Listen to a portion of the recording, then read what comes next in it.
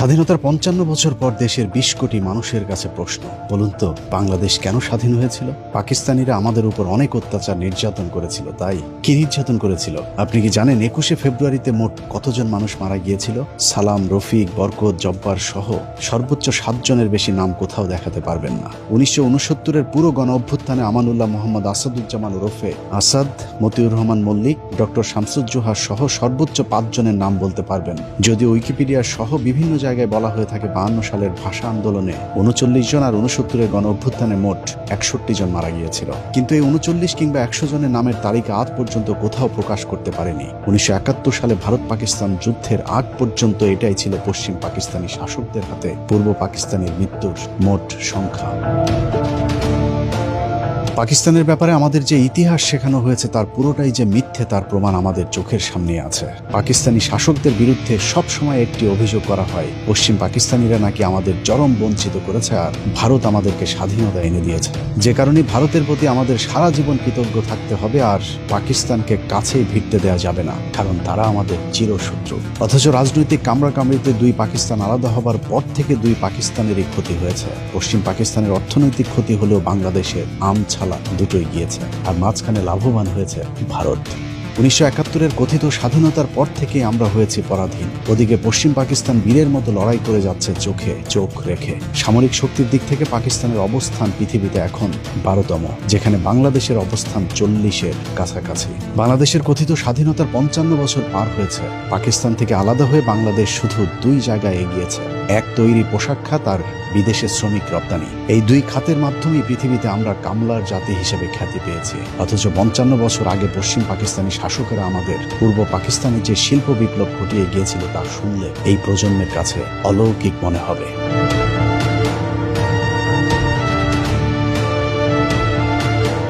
পশ্চিম পাকিস্তান ছিল পৃথিবীর প্রাচীন সভ্যতার অগ্রগামী জনপদের একটি। ১৯৪৭ সালে ব্রিটিশরা ভারত ছেড়ে যাবার সময় বাংলাদেশ অর্থাৎ পূর্ব পাকিস্তানে ছিল শুধু একটি বিশ্ববিদ্যালয়, অথচ পশ্চিম পাকিস্তানে তখন ১১টি বিশ্বের বিখ্যাত বিশ্ববিদ্যালয় ছিল। বিদ্যে বুদ্ধি সব দিক থেকে এগিয়ে থেকেও তারা আমাদের অবহেলা করেনি, বরং টেনে তুলে ধরতে চেয়েছিল। যদিও আমাদের চেতনার যাতনা ২৩ বছরের বেশি দুই পাকিস্তানকে একসাথে থাকতে দেয়নি। পাকিস্তানি শাসকেরা ২৩ বছরে আমাদের পূর্ব পাকিস্তানে যে শিল্প বিপ্লব ঘটিয়েছিল তার পরের ৫৫ বছর পাকিস্তানিদের রেখে যাওয়া সেই শিল্প কলকারখানাগুলো শুধু বন্ধই করা হয়েছে। নতুন করে কোনো শিল্প গড়ে তুলতে পারেনি স্বাধীন বাংলাদেশ। অথচ পাকিস্তান আমলে এদেশে ঘটে গিয়েছিল নীরব এক শিল্প বিপ্লব, যে ইতিহাস আমাদের পুরো এক প্রজন্মকে জানতেই দেওয়া হয়নি।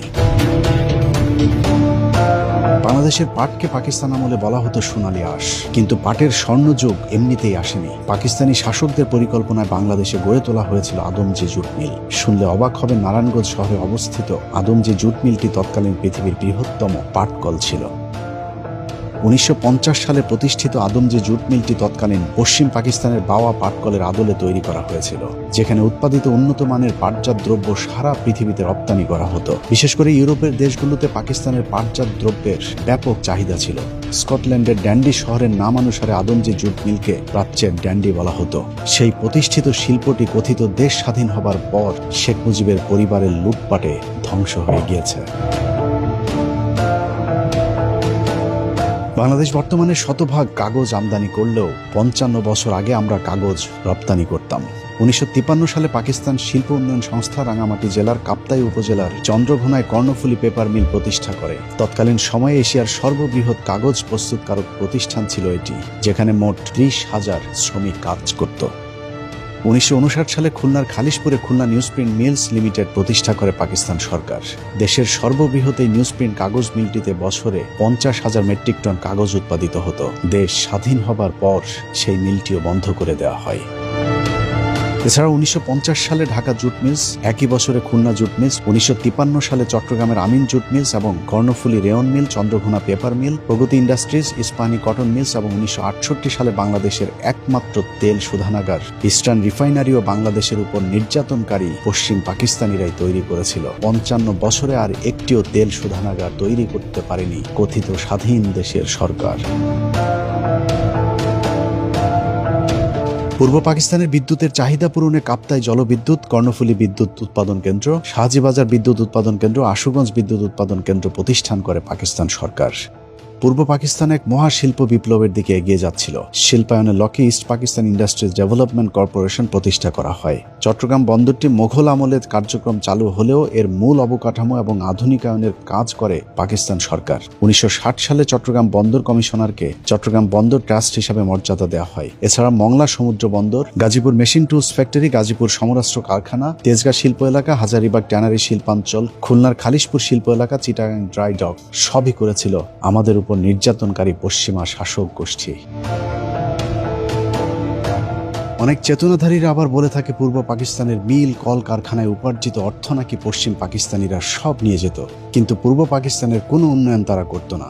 চলুন পশ্চিম পাকিস্তানিরা এদেশের মানুষের কল্যাণে কতটা আন্তরিক ছিল সেটা একটু দেখা যাক। প্রথমে শিক্ষা থেকে শুরু করা যাক। দেশের সর্বোচ্চ বিদ্যাপীঠ ঢাকা বিশ্ববিদ্যালয় ব্রিটিশ আমলে প্রতিষ্ঠা লাভ করলেও এর বেশিরভাগ সম্প্রসারণ হয়েছে পাকিস্তান আমলে। শিক্ষার মানের দিক থেকে ঢাকা বিশ্ববিদ্যালয় ছিল পৃথিবীর 100 বিশ্ববিদ্যালয়ের তালিকায়, যে কারণে পাকিস্তান আমলে ঢাকা বিশ্ববিদ্যালয়কে বলা হতো প্রাচ্যের অক্সফোর্ড। কথিত স্বাধীনতার পর পাকিস্তানের চিহ্ন মুছে ফেলার সাথে সাথে বিশ্ববিদ্যালয়ের নাম ডাকও মুছে ফেলা হয়েছে। এক সময়ের 100 বিশ্ববিদ্যালয়ের তালিকায় থাকা প্রতিষ্ঠানটি এখন 1000-এর তালিকাতেও নেই। ঢাকা বিশ্ববিদ্যালয় প্রতিষ্ঠায় যারা গুরুত্বপূর্ণ ভূমিকা রেখেছিলেন তাদের মধ্যে অন্যতম মোহাম্মদ আলী জিন্নাহ। তার ব্যাপক অবদানের কারণে ঢাকা বিশ্ববিদ্যালয়ের একটি হলের নাম রাখা হয়েছিল জিন্নাহ হল। অথচ ঢাকা বিশ্ববিদ্যালয় প্রতিষ্ঠার বিরোধিতা করা রবীন্দ্রনাথকে পুজো করে সেই জিন্নাহকে বানানো হয়েছে ভিলেন। এমনকি মোহাম্মদ আলী জিন্নাহর হলটির নাম পরিবর্তন করে 1971 সালে সূর্য সেন হল রাখা হয়েছে। যদিও রবীন্দ্রনাথের মতো সূর্য সেনও আজীবন পূর্ব বাংলার মুসলমানদের বিরোধিতা করেছিলেন। পাকিস্তানের বিখ্যাত কবি আল্লামা ইকবালের নামে 1957 সালে ইকবাল হল স্থাপিত হয়। 1972 সালে ওই হলের নাম পরিবর্তন করে সার্জেন্ট জহুরুল হলের নামে নামকরণ করা হয়। অথচ এই জহুরুল হক ছিল ভারতীয় গোয়েন্দা সংস্থার একজন চর। শেখ মুজিবের সাথে আগরতলা ষড়যন্ত্র মামলার আসামিও ছিল এই ভারতীয় এজেন্ট জহিরুল হক। এভাবে বিশ্ববিদ্যালয়ের সর্ববৃহৎ হল মহসিন হল সহ বেশিরভাগ অবকাঠামো প্রতিষ্ঠিত হয় পাকিস্তান আমলে। ঢাকা বিশ্ববিদ্যালয়ের পাকিস্তান আমলে কতটা জৌলুস ছিল তার প্রমাণ স্যার পিজে হাট ইন্টারন্যাশনাল হল প্রতিষ্ঠা। ঢাকা বিশ্ববিদ্যালয়ে পাকিস্তান আমলে এত বেশি বিদেশি শিক্ষার্থী আসতে শুরু করেছিল, তাদের আবাসনের জন্য একটি হল নির্মাণের প্রয়োজনীয়তা দেখা দেয়, যে কারণে 1963 সালে ইন্টারন্যাশনাল হোস্টেল নামে আলাদা একটি ছাত্রাবাস করা হয়েছিল। স্বাধীনতার পর আওয়ামী লীগ হোস্টেলটির নাম স্যার পিজে হাট ইন্টারন্যাশনাল নামকরণ করে। ঢাকা বিশ্ববিদ্যালয়ের আদলে 1953 সালে রাজশাহী বিশ্ববিদ্যালয়, 1966 সালে চট্টগ্রাম বিশ্ববিদ্যালয় এবং 1970 সালে জাহাঙ্গীরনগর বিশ্ববিদ্যালয় প্রতিষ্ঠা করে পাকিস্তান সরকার। পূর্ব পাকিস্তান কৃষি বিশ্ববিদ্যালয়ের নামে বর্তমান বাংলাদেশ কৃষি বিশ্ববিদ্যালয়টি 1961 সালে পাকিস্তান সরকার প্রতিষ্ঠা করেছিল। বাংলাদেশের সর্বোচ্চ মেধাবীদের বিদ্যাপীঠ বাংলাদেশ প্রকৌশল বিশ্ববিদ্যালয় বুয়েট 1962 সালে পাকিস্তান সরকার প্রতিষ্ঠিত করে। যে সমমানের কোনো প্রতিষ্ঠান বাংলাদেশ 55 বছরে প্রতিষ্ঠা করতে পারেনি, বরং দিন দিন বুয়েট সহ ঢাকা বিশ্ববিদ্যালয়ের মান নষ্ট করা হয়েছে। মাত্র 23 বছরে পাকিস্তান মোট 4টি প্রকৌশল বিশ্ববিদ্যালয় প্রতিষ্ঠা করেছে, যেখানে 55 বছরে বাংলাদেশ সরকার করেছে মাত্র একটি। 1964 সালে রাজশাহী প্রকৌশল ও প্রযুক্তি বিশ্ববিদ্যালয় রুয়েট, 1968 সালে চট্টগ্রাম প্রকৌশল ও প্রযুক্তি বিশ্ববিদ্যালয় চুয়েট এবং 1969 সালে কুয়েট প্রতিষ্ঠা করে পাকিস্তানিরা। প্রযুক্তিগত দিক থেকে এদেশের মানুষকে গড়ে তুলতে পাকিস্তানিরা যে প্রযুক্তি বিশ্ববিদ্যালয়গুলো করে গিয়েছিল, চেতনাধারীরা সেই প্রতিষ্ঠানগুলোকে আজ তিলে তিলে শেষ করে দিয়েছে। পাকিস্তানের সামরিক কর্মকর্তা এবং সাবেক প্রেসিডেন্ট আইয়ুব খানের 11 বছরের শাসনকাল ছিল বাংলাদেশের স্বর্ণযুগ। তৎকালীন পূর্ব পাকিস্তানে উন্নয়নের এক পসরা সাজিয়ে বসেছিল পাকিস্তান সরকার। ঢাকা শহরে Notre Dame college, residential college, Viqarunnisa Noon school and college সহ শীর্ষ 21টি কলেজ প্রতিষ্ঠা ছাড়াও ময়মনসিংহের Anandamohan college, Rangpur Carmichael college, Pabna Edward college, বরিশালের বিএম কলেজ, কারিগরি ও বিশেষায়িত কলেজ সহ অসংখ্য মানসম্পন্ন শিক্ষা প্রতিষ্ঠান প্রতিষ্ঠা করেছিল আইয়ুব খানের সরকার। যে সমমানের কলেজ 55 বছরে নতুন করে একটিও করতে পারেনি কথিত স্বাধীন দেশের সরকার প্রধানেরা। কারিগরি শিক্ষার মান উন্নয়নে তৎকালীন পাকিস্তান সরকার 1955 সালে ঢাকা পলিটেকনিক ইনস্টিটিউট, 1962 সালে চট্টগ্রাম পলিটেকনিক সহ মোট 17টি পলিটেকনিক ইনস্টিটিউট প্রতিষ্ঠা করেছিল। পাকিস্তান সরকারের দেখানো পথ ধরে পরবর্তীতে বাংলাদেশ সরকার 55 বছরে 32টি পলিটেকনিক ইনস্টিটিউট প্রতিষ্ঠা করে, কিন্তু এগুলো পাকিস্তানের প্রতিষ্ঠিত পলিটেকনিকগুলোর মানের ধারে কাছেও যেতে পারেনি। এছাড়া teachers training college, college of home economics, শারীরিক শিক্ষা কলেজ, সার্ভে ইনস্টিটিউট সহ কারিগরি শিক্ষার সবগুলো শিক্ষা প্রতিষ্ঠানই 60-এর দশকে আইয়ুব খানের শাসন আমলে প্রতিষ্ঠিত। বর্তমান বাংলাদেশ টেক্সটাইল বিশ্ববিদ্যালয় বুটেক্সের পূর্ব নাম ছিল ইস্ট পাকিস্তান টেক্সটাইল ইনস্টিটিউট, যা 1955 সালে পাকিস্তান আমলে প্রতিষ্ঠা করা হয়। ঢাকা আণবিক শক্তি কেন্দ্র, বাংলাদেশ কৃষি গবেষণা ইনস্টিটিউট, কৃষি বিশ্ববিদ্যালয় Mymensingh, ICDDRB forest research institute, jute research institute এবং চট্টগ্রাম কারিগরি প্রশিক্ষণ কেন্দ্র চালু করে হানাদার পাকিস্তানি সরকার। ব্রিটিশদের 200 বছরের শাসন আমলে বাংলাদেশে শুধুমাত্র একটি মেডিকেল কলেজ প্রতিষ্ঠিত করেছিল ব্রিটিশ সরকার, যেটি বর্তমান ঢাকা মেডিকেল কলেজ হাসপাতাল।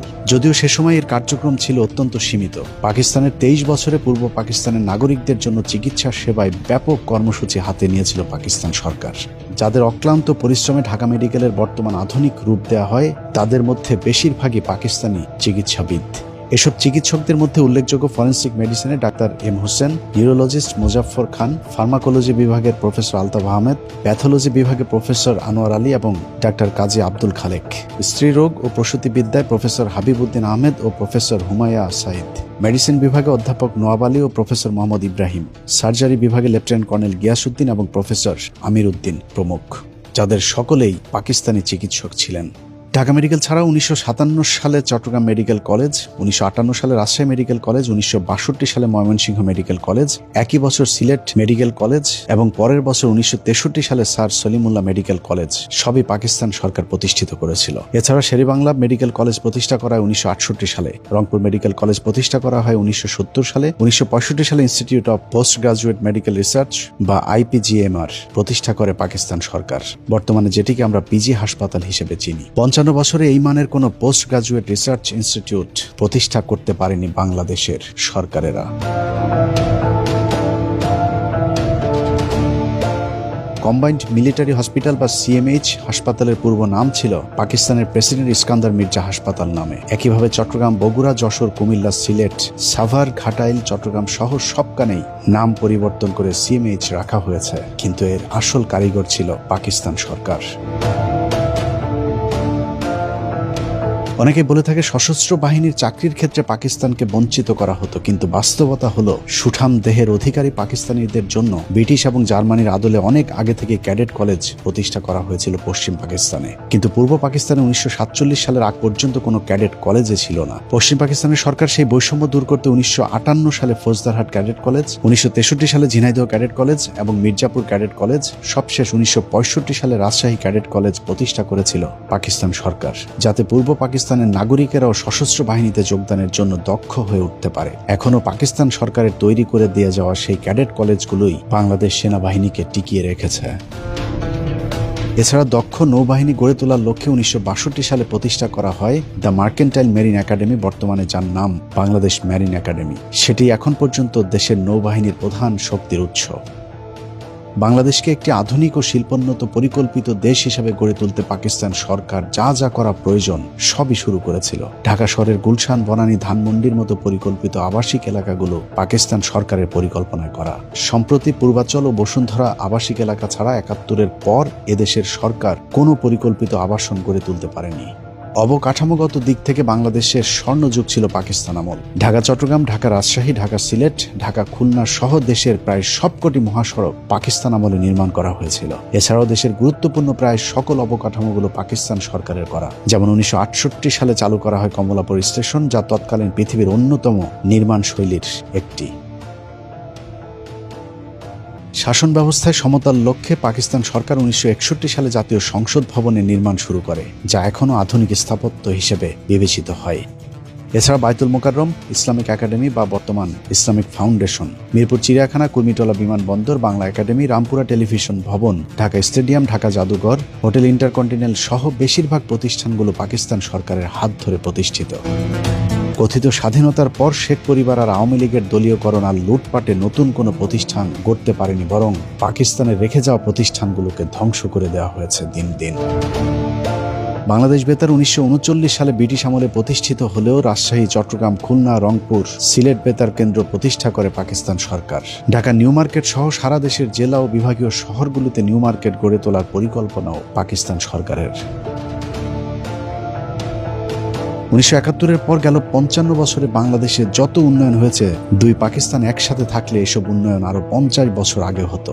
বাংলাদেশের মানুষের কাছে রূপপুর পারমাণবিক বিদ্যুৎ কেন্দ্র নতুন বিষয়, কিন্তু জেনে অবাক হবেন রূপপুর পারমাণবিক বিদ্যুৎ কেন্দ্রের কাজ শুরু হয়েছিল 1961 সালে। সম্ভাব্য জায়গা হিসেবে রূপপুরে নির্ধারিত হয়েছিল বিদ্যুৎ কেন্দ্রটি। সেই লক্ষ্যে মার্কিন সরকারের কাছ থেকে অর্থ এবং প্রকল্প রক্ষণাবেক্ষণের জন্য প্রায় 200 কর্মকর্তাকে বিদেশে প্রশিক্ষণের জন্য পাঠানো হয়েছিল। এছাড়া 90-এর দশকে উদ্বোধন হওয়া যমুনা সেতুর প্রস্তাবও 1966 সালের অধিবেশনে পাশ করা হয়েছিল। পাকিস্তান সরকারের এসব কর্মকাণ্ড এখনও উইকিপিডিয়াতে দলিল হিসেবে রয়েছে। শুধু অবকাঠামোগত উন্নয়ন নয়, বাংলাদেশের সব অর্জনের গোড়াপত্তন হয়েছিল পাকিস্তান আমলে, আর কথিত স্বাধীনতার মধ্য দিয়ে আমরা সব হারিয়েছি। এই ধরুন 60-70-এর দশকে পশ্চিম পাকিস্তানিরা পূর্ব পাকিস্তানের ফুটবল আর ক্রিকেটে যে উন্নয়ন করে দিয়ে গিয়েছিল, তারই ধারাবাহিকতায় 80-90-এর দশক পর্যন্ত চলেছে বাংলাদেশ। 90-এর দশক পর্যন্ত ফুটবলের যে জনপ্রিয়তা ছিল, সেই ধারাবাহিকতা রক্ষা করতে পারলে বাংলাদেশ এখন হয়তো বিশ্বকাপের মঞ্চে খেলত। তৎকালীন সময়ে আবাহনী মোহামেডান ফাইনাল খেলাকে কেন্দ্র করে সরকারি ছুটি পর্যন্ত দিতে বাধ্য হয়েছিল তখনকার সরকার। অনেকেই বলে থাকেন পূর্ব পাকিস্তানিদের নাকি তেমন পাত্তা দিত না পশ্চিম পাকিস্তানিরা, অথচ 1970 সালেও যুক্ত পাকিস্তান ফুটবল দলের অধিনায়ক ছিলেন বর্তমান সংসদের মাননীয় স্পিকার মেজর হাফিজ উদ্দিন আহমেদ। ফুটবলের সেই সোনালী সময় এখন আর নেই। 1997 সালে কেনিয়ার সাথে নাটকীয়ভাবে আইসিসির সেই ম্যাচ না জিতলে ক্রিকেটেও হয়তো বাংলাদেশ একদিন হারিয়ে যেত, অথচ ক্রিকেটের উন্নয়নও সেই পাকিস্তানের হাত ধরেই শুরু হয়েছিল। বাংলাদেশের জীবন্ত কিংবদন্তি রাকিবুল হাসান সহ যেসব তারকাদের হাত ধরে বাংলাদেশ ক্রিকেট উঠে দাঁড়িয়েছিল, তারা সবাই পাকিস্তান জাতীয় ক্রিকেট দলের সদস্য। তাদের কারণে আমরা আজ বিশ্ব ক্রিকেটের শক্তিশালী দল হিসেবে পরিচিতি পেয়েছি।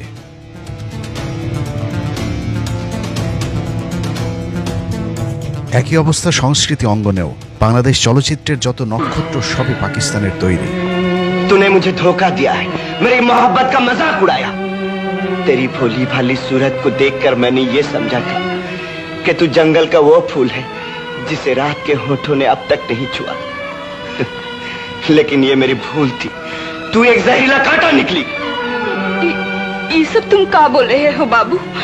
मैं तो कुछ नहीं समझी। क्यों कर समझेगी?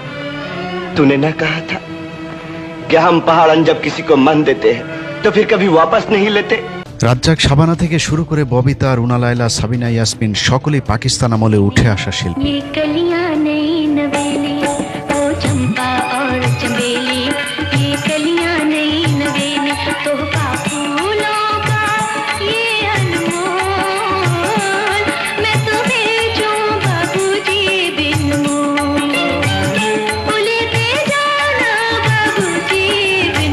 স্বাধীনতার পর 1.5 দশকে সেই ধাক্কাতেই চলেছে বাংলাদেশ। কথিত স্বাধীনতার মাধ্যমে আমরা পেয়েছি জাহেদ খানার, মমতাজদের মতো শিল্পী। বাংলাদেশের পাকিস্তান আমলে পাওয়া সব অর্জন ধ্বংস করে বাংলাদেশের মানুষ এখন পুরোপুরি ভারতের সংস্কৃতি নির্ভর হয়ে উঠেছে।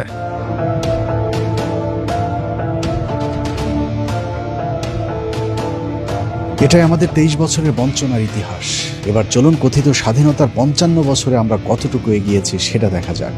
55 বছরে আমরা ঢাকা বিশ্ববিদ্যালয়ে শুধু একটি আলোচিত শাখা খুলতে পেরেছি, সেটা হলো চারুকলা। এই শাখায় পড়ুয়া বিজ্ঞানীরা প্রতি বছর বিশাল বিশাল মিসাইল, রকেট, স্যাটেলাইট উৎপাদন সহ নানা ধরনের আধুনিক জ্ঞান বিজ্ঞানের শাখায় বিচরণ করছে। 55 বছরে বাংলাদেশ সবচেয়ে বেশি এগিয়েছে নারীদের ক্ষমতায়নে। প্রতিটি অফিস আদালতে এখন নারীরা সেখানকার পুরুষদের লালসার শিকার। দেশ পেরিয়ে নারীদেরকে এখন পাঠানো হচ্ছে বিদেশে, সেখানে সকালে বাবার, দুপুরে ছেলের আর রাতে মেয়ে জামাইয়ের ধর্ষণের শিকার হচ্ছে আমাদের মা বোনেরা। আরেকটি খাতে উন্নতি হয়েছে, তা হলো তৈরি পোশাক শিল্প।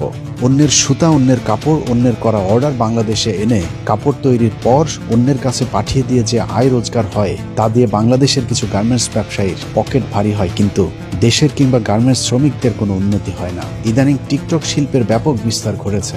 ঘরে ঘরে এখন টিকটকার, নারী পুরুষের অশালীন অঙ্গভঙ্গি আর বেহাইয়াপনায় ছেয়ে গেছে সোশ্যাল মিডিয়া। সব মিলিয়ে চারিদিকে পরকীয়া, বিবাহ বিচ্ছেদ, পারিবারিক অশান্তি যেন এক মহামারী রূপ ধারণ করেছে।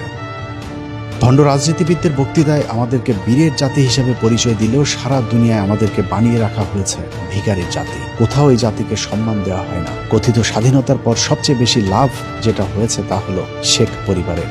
শেখ পরিবার আর আওয়ামী লীগের লুটপাটের স্বাধীনতার পর 3.5 বছরে না খেয়ে মারা যায় 15 লাখ মানুষ। আওয়ামী লীগের তৈরি রক্ষী বাহিনীর নৃশংসতায় মারা গিয়েছিল আরো 45,000 মানুষ। পাকিস্তানিদের 23 বছরে পুরো পূর্ব পাকিস্তানের ধর্ষণের মামলা হয়েছিল মাত্র 1,674টি। আর কথিত স্বাধীনতার পর শুধুমাত্র 75 পর্যন্তই বাংলাদেশে মোট ধর্ষণের মামলার সংখ্যা ছিল 11,326টি। তারপরেও এই স্বাধীনতাকে বাঙালির চরম পাওয়া হিসাবে প্রতিষ্ঠিত করা হয়েছে, আর পাকিস্তানকে বানানো হয়েছে চিরশত্রু। কথিত সেই স্বাধীনতা যুদ্ধেরও প্রতিটি পরতে পরতে রয়েছে মিথ্যা আর অসত্যের ধূম্রজাল। বলা হয়ে থাকে পাকিস্তানিরা আমাদের 30 লাখ মানুষকে হত্যা করেছে, 2 লাখ মা বোনদেরকে ধর্ষণ করেছে, অথচ 30 লাখ মানুষ মারা গেলে প্রতি গ্রামে অন্তত 45 জন করে মানুষ মারা যাবার কথা, কিন্তু 45 গ্রামে খুঁজেও পাকিস্তানি হানাদার বাহিনীর হাতে মৃত্যুবরণ করেছে এমন একজন মানুষকেও খুঁজে পাওয়া যাবে না। সব ভুয়ো হয়েছে, আছে কিনা তা তো জানি না।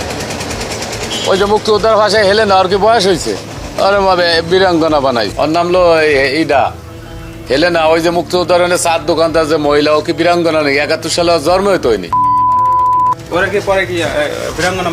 ওরে বানায় রাখছে, ওই যে কয়জন নেতারা ওরে ঢাকা নিয়ে খেলাই টেলাই ওই ইয়ে করছে। আমরা যখন গেলাম গা, আওয়ামী লীগ ক্ষমতা আসলো, আসার পরে দেয় এরা ইচ্ছা মতো গিয়ে 2টা লোকের বানাইছে। একটা হইল মহরকোনা, আর একটা হইল আমার এখানে। 30,000 টাকা ওই বার্তা পাইছে, আমরা কিন্তু 20,000 টাকা পাই। এই যে বানাইছে এই দ্বারা 50% ভাগ কইরা এই কয়েকটা নিচ্ছে নেশায় এইটা করছে। যে সমস্ত বীরঙ্গনা ইতিমধ্যে বিগত 15 বছর বা 17-18 বছরের মধ্যে যাদের নাম দাম শোনা যাইতেছে এবং যারা আমাদের ওই নিয়মিত বেতন ভাতা পাইতেছে, এটা একেবারেই একটা কমপ্লিট একটা মিথ্যা প্রবঞ্চনার মাধ্যমে, যেটার কোনো বেসিক নাই, কোনো ভিত্তি নাই। বলা হয়েছে নারীদেরকে নির্যাতন করা হয়েছে, 2 লাখ নারীর কথা। 2 লাখ হোক 1 লাখ হোক, এটা আমাদের জন্য লজ্জা। কয়টা নারী থানায় দিয়ে মামলা করছে আমি নির্যাতিত হয়েছি আমার জানা নাই, কেননা থানার ওসিগুলি ছিল বাঙালি। আমাকে পাঠানো হলো 10 জন নারী রেপ হয়েছে চৌগাছা এলাকায়। চৌগাছা এলাকা হলো যশোর একটা অংশ, যেখানে ট্যাঙ্ক যুদ্ধ হয়েছে। এখানে 10 জন নারীর ধর্ষণের কথা বলা হয়েছে। আমি সরজমিনে যাই, কোনো নারীকে পাই নাই। নারী পাওয়া গেছে, কেউ স্বীকার করে না আমরা রেপ হয়নি, মিথ্যা কথা। কথিত 30 লাখ শহীদের 30,000-এর নামও আজ পর্যন্ত কোনো সংস্থা দিতে পারেনি। এমনকি বাংলাদেশ সরকারের পক্ষ থেকে বারবার আবেদন করার পরেও জাতিসংঘ 1971 সালের মুক্তিযুদ্ধের ঘটনাকে গণহত্যা হিসেবে স্বীকৃতি দেয়নি। তারপরেও ভারতের তৈরি করা ইতিহাসের গীত আমরা 55 বছর ধরে গেয়েই চলেছি। 2 লাখ ধর্ষণের যে আজগুবি গল্প বানানো হয়েছিল, সেগুলিও মিথ্যা, ভিত্তিহীন। সারা দেশে ঘুরে যে কজন কথিত বীরাঙ্গনা পাওয়া যাবে, তারাও এলাকায় চিহ্নিত দেহ ব্যবসায়ী। কেউ কেউ সরকারি ভাতার জন্য নিজেদের নামের সাথে বীরাঙ্গনা যুক্ত করেছে। নিয়ে 2 জন পাক বাহিনী সিরিয়াল হইলে আমার কি করছে করতে বই খালায় আমি জানি না। ওনরা নিয়ে কেমন নিয়ে কি আসছিল, এরপরে ওই কমান্ডারে আর কি উদ্ধার করছে। খালায় সঠিক খবর করতে পারবো। কেউ কোনো ফেন্দনে কাপড় রাখে নাই, মাথায় চুল রাখে নাই, সব ফালাই দিছে কাঠটা। উদ্ধার করার পরে এই হেমায়ত বাহিনী আনলো। এরপর আইনে আবার শেখ মুজিবের দ্বারে পাইলো। শেখ মুজিবের কাছে আমাকে নির্যাতনী হিসাবে গ্রহণ করিয়ে নিছে। অনেক কিছুই হয়েছে, গ্রহণ করিয়ে পর আমরা যে মেয়ে বাপের দেশে কেউ ঠাই পাইনি। ওই সময় শেখ মুজিবের দেখছিলেন? আপনাদের? হ্যাঁ, শেখ মুজিবের দেখিনি। তাই যুদ্ধের সময় মুজিবের সাথে কোথায় দেখা হচ্ছিল আপনাদের? গোপালগঞ্জে? গোপালগঞ্জ না ঢাকা বয়ে জানি করতে না, সেটাই এইরকম গোপালগঞ্জ নাহলে ঢাকা। পাক শাকের কাজ করতাম, তখন বললো যে কে কোন কাজ করতে পারবি বল। আমি কে ভাই, আমি একটা বিস্ফোরণ তৈরি করি যুদ্ধের মধ্যেই। তখন আমি কি করলাম, একটা পাঁচফোড়ন তৈরি করলাম, কিছু ছাই, তামুকের ফাঁকি, মরিচের ফাঁকি দিয়ে ছোট্ট ছোট্ট করে গোল্লা বানাইয়া এক একজনের হাতে দিতাম। অনেক মানুষ ছিল, এদেরকে হাতে দিতাম, ওরা গাছের আগায় গায়ে থাকতো। যখন ওইটা যখন পড়তো, তখন ওরা আসলে ভরা ছিঁড়ে মারলে ভরা ওকে নাক মুখ চোখ মুখ কানা হয়ে যেত গা। তখন ওদের অস্ত্র মস্ত্র আমরা চিনে এনে মুক্তিযোদ্ধাদেরকে দিতাম। বহু অপারেশন করছি আমরা নিজের হাতে। না হইলে কমসে কম আমার এই হাত দেয়, না হইলে 2 থেকে 500 আমি মারছি। আমি 11 জনের জীবিত অবস্থায় তাদের পুরুষঙ্গ কেটে লেছিলাম কাঁচি দিয়া, বব কাঁচি দিয়ে কাইটটা আমি টাকি মাছের মতন শুটকি দিছিলাম। এভাবে পাকিস্তানিদের সাথে আমাদের চরম দূরত্ব তৈরি করে আমাদেরকে পরাধীন করে রেখেছে ভারত। একটি স্বাধীন জাতি হিসেবে ন্যূনতম সম্মানটুকু আমাদের নেই। পৃথিবীর সবচেয়ে ভয়ঙ্করতম সীমান্তে আমরা বসবাস করি, যেখানে প্রতিদিন পাখির মতো মানুষ হত্যা করলেও তার কোনো বিচার নেই। অথচ পাকিস্তান আর্থিকভাবে খুব সচ্ছল হতে না পারলেও তারা সম্মান নিয়ে বেঁচে আছে। 71-এর যুদ্ধের ধকল এখনো কাটিয়ে উঠতে পারেনি দেশটি। যদিও পাকিস্তানের ব্যাপারে আমাদেরকে যেভাবে জানানো হয় পরিস্থিতি তার সম্পূর্ণ বিপরীত।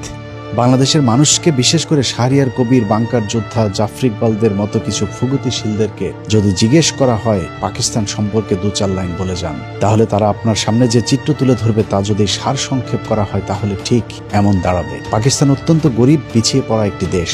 এই দেশে স্কুল কলেজ কিছুই নেই, শুধু কয়েকটি কওমি মাদ্রাসা আছে যেখানে ককটেল বানানোর প্রশিক্ষণ দেওয়া হয়, যেই ককটেল দিয়ে ভারতের সাথে সীমান্তে তারা যুদ্ধ করছে। পাকিস্তানে কোনো মিল, কল কারখানা কিছুই নেই, যে কারণেই তারা তাদের নিত্য প্রয়োজনীয় জিনিস থেকে শুরু করে ইলেকট্রিক পণ্য, এমনকি মোটরসাইকেল, গাড়ি সবই বাংলাদেশ থেকে আমদানি করে। ওই দেশে কোনো রাস্তাঘাট, ফ্লাইওভার তো দূরের কথা, পায়ে হাঁটার মতো কোনো রাস্তাও তৈরি করতে পারেনি পাকিস্তান সরকার।